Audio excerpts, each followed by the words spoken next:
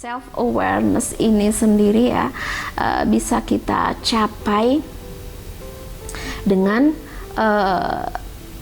benar-benar namanya aware itu sadar ya.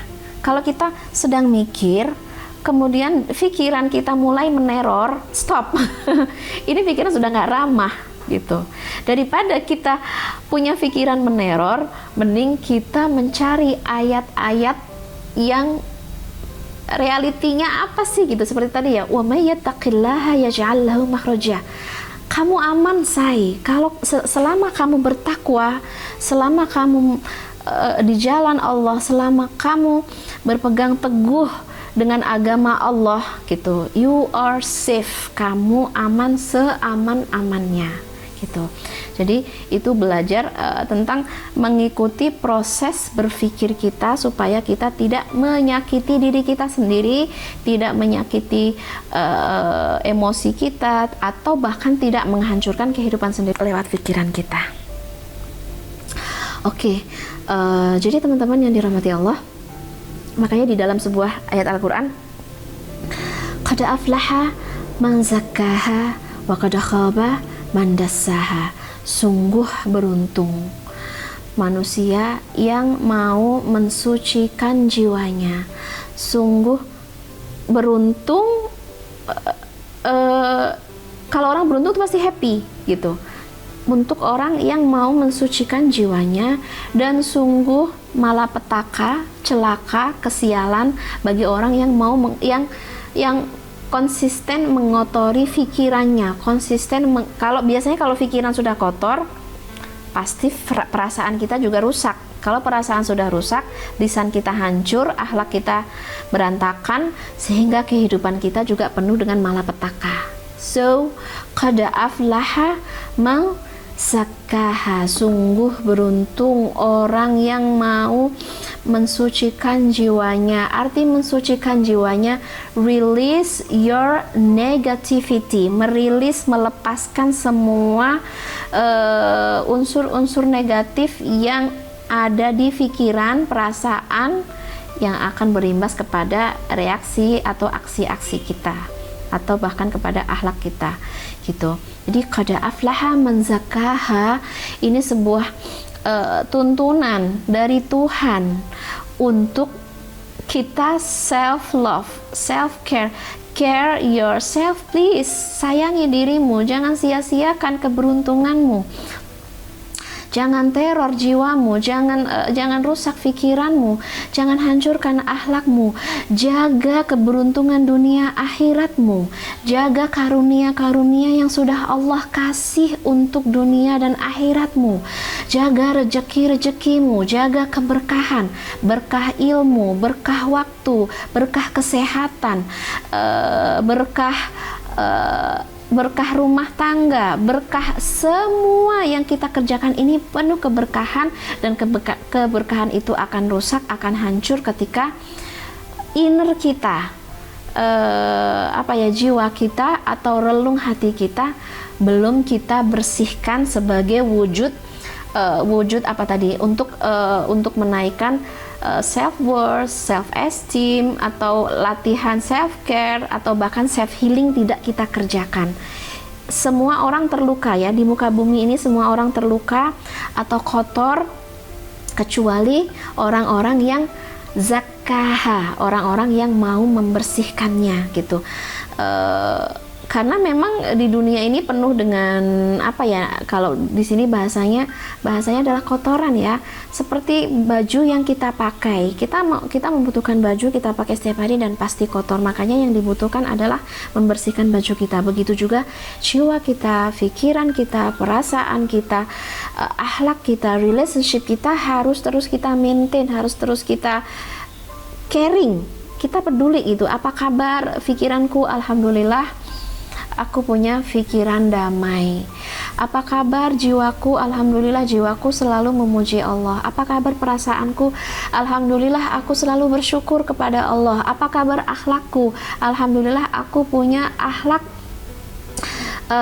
yang mencontoh dari Rasulullah Shallallahu Alaihi Wasallam. Maka ini disebut dengan qad aflaha man zakkaha, dan sungguh wa qad khaba man dassaha, sungguh celaka malapetaka untuk orang-orang yang yaitu dia mencintai drama negativity, dia meletakkan dirinya sebagai victim, sebagai korban. Ketika dia meletakkan dirinya sebagai korban, dia nggak akan pernah punya kontrol untuk kehidupannya sendiri, karena kontrolnya, dia ngerasa kontrolnya sesuatu yang eksternal karena korban ya. Sehingga dia hanya bisa blaming, criticizing, bullying kepada diri dia, atau bahkan dia nggak punya kesadaran self worth. Dia merasa dirinya nggak berharga, nggak berguna, sia-sia, dan bahkan dia lupa gitu bahwa wa fi anfusikum afala tubsirun, dan lihatlah bahwa di dalam diri kamu itu ada banyak pertolongan Allah, ada banyak keagungan Allah. Makanya kalau aku pribadi misalnya ya, sesuatu yang simple banget ya untuk mengembalikan self awareness aku, mengembalikan kesadaran aku untuk masuk ke proses self love itu, diriku ini sebagai rahmah, sebagai kasih Tuhan yang hadir di muka bumi ini. Aku adalah kasih Tuhan. Kasih Tuhan yang bisa dirasakan oleh orang yang paling dekat denganku maupun orang yang paling jauh denganku. Kasih Tuhan yang bisa dirasakan oleh diriku sendiri. Bahkan I give many love for me. Aku ngasih cinta yang sangat banyak untuk diri aku sendiri. Aku selalu menuruti keinginan hati aku, keinginan yang sifatnya positif ya. Gitu. Misalnya, aku sadar banget aku butuh mandi. Bahkan di mandi sendiri itu pun adalah ekspresi cinta aku, sehingga ketika aku mandi, kemudian kulit aku bersih, kulitnya sehat dan segar, my skin say thanks to me gitu. Kulit aku bilang thank you ya gitu. Yes, okay gitu. Ketika kulit aku bilang thank you, iya, aku akan ngasih kamu cinta yang lebih. Kemudian aku berikan cinta yang banyak untuk rambut aku. Ini kalau fisik ya. Dulu aku hate banget sama rambut aku. Ya Allah, rambut, tolong rambut gitu kan. Misalnya rambut tiap bangun tidur tuh kayak singa gitu kan. Pokoknya males banget manjangin rambut. I hate my hair pokoknya. Nah, ketika aku hate my hair, si my hair itu lebih hate lagi sama aku. Makin aku hate, dia juga hate, dia makin seperti singa. Jadi ada pertarungan antara aku dengan rambutku sendiri. Oke, setelah aku baca tentang self love, oke, my hair, aku akan kasih cinta ke kamu yang banyak. Aku nggak akan hate kamu lagi, aku nggak akan tarik kamu. Gimana cara ngasih cinta? Misalnya